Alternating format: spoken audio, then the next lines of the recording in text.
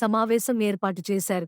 ఈ సందర్భంగా పలువురు రైతులు మాట్లాడుతూ త్రిబుల్-ఆర్ నిర్మాణంతో సాగు చేసే వ్యవసాయ భూములు కోల్పోవాల్సి వస్తుందని ఆవేదన వ్యక్తం చేశారు.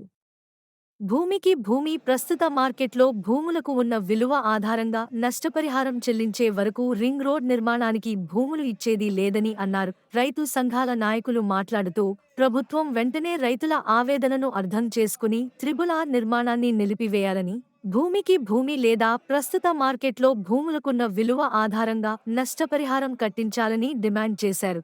ఈ కార్యక్రమంలో జిల్లా రైతు సంఘాల నాయకులు, మల్లేశం, రైతులు పాల్గొన్నారు.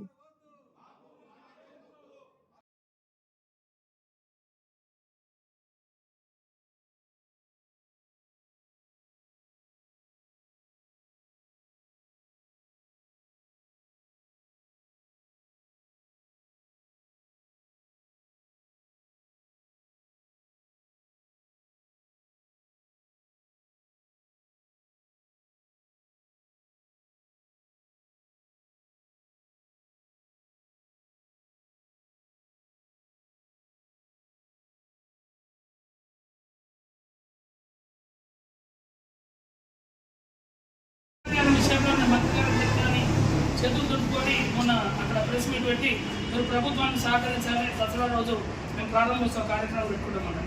గౌరవ ఎమ్మెల్యే గారి దగ్గర తీసుకెళ్తే తూతు మాత్రంగా జాయింట్ కలెక్టర్ గారికి ఒక దరఖాస్తు ఇచ్చి రైతులను ఆదుకోవాలి అన్నాడు. ఎవరి దగ్గర పోవాలి చెప్పండి. ఇలా మీకు ఒక విజ్ఞప్తి చేస్తున్నా, ఇది రాజకీయం కాదు. నేను ఒకటే చెప్తున్నా, మనం రోజు వారంలో ఒక కార్యక్రమం తీసుకుందాం. ఇట్లయితే కష్టం. నేను చాలా బాధపడుతున్నా. అన్న పట్టెడు అన్నం పెట్టినాం. మల్కాపూర్ చెరువు నిండితే ఎంతో మంది ఒడివేనికి వచ్చారు.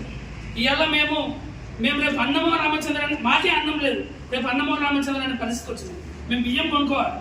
ఇప్పుడు వీళ్ళందరికీ 3 ఎకరాలు 2 ఎకరాలు ఉన్న రైతులు సర్వం బోర్లతో సహా మొత్తం కోల్పోతారు. బియ్యం కొనే పరిస్థితి వస్తుంది. సరే, అలైన్మెంట్ విషయంలో మేము పోరాటం చేసినాం. సరే, చాలా మంది పోరాటం చేశారు. అలైన్మెంట్ విషయంలో సాధ్యం కాకపోతే మేము ఇంకెవరి దగ్గర పోవాలి? మీకు ఒక విజ్ఞప్తి చేస్తున్నాం. మా సమస్యకి ఇది. మేము భూములు ఇవ్వద్దు అనుకుంటున్నాము.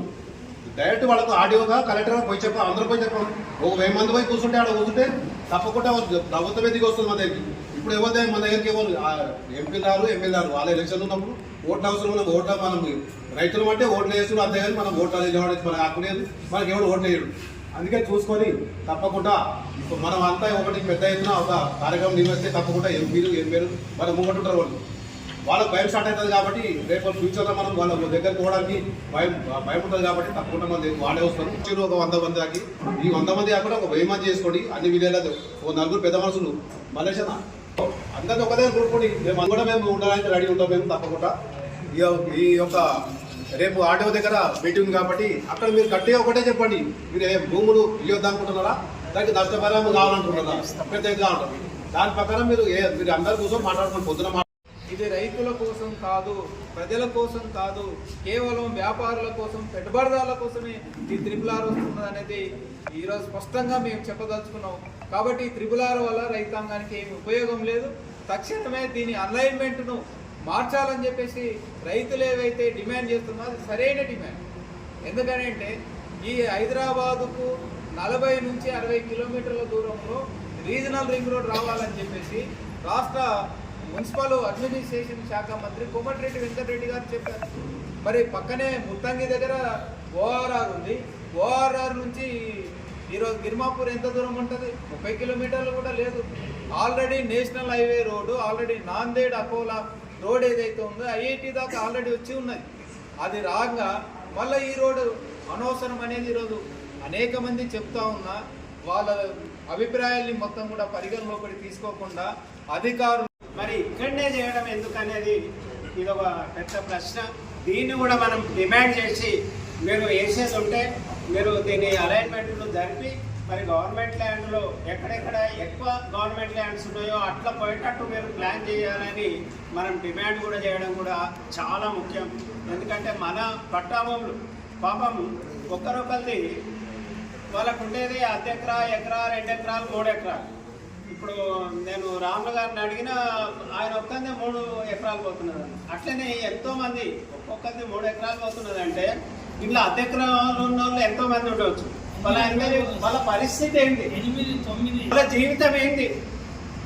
నిజంగా మా ఉండకుండా పుల్లుగా మారాలి. మనలో చైతన్యం కావాలి.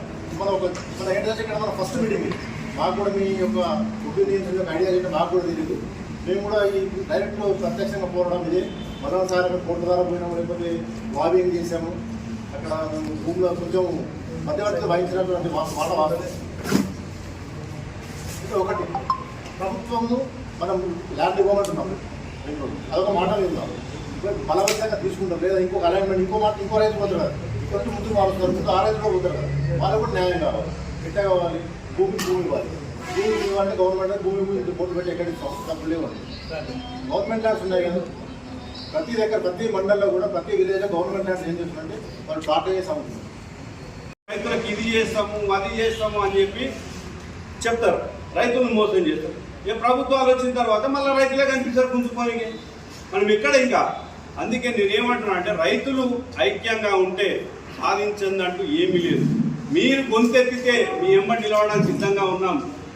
మీరందరూ ఐక్యంగా ఉండే అవసరమైతే మనం అన్నట్టు తను చేరా అన్నట్టు గడ్కరీ దగ్గర పోదామంటే సెలవు ఢిల్లీ పోదామండి. అందరూ ఏం నష్టపోయేది ఏం లేదు, పోతే టైం అంతే, కొన్ని డబ్బులు. దీనికోసమైనా మనం ఐక్యంగా ఉండి పోరాడితే కొంత నష్టాన్నైనా మనం పూడ్చుకోగలుగుతాము, కొంత నష్టమైనా మనం పూడ్చుకోగలుగుతాం ఐక్యంగా.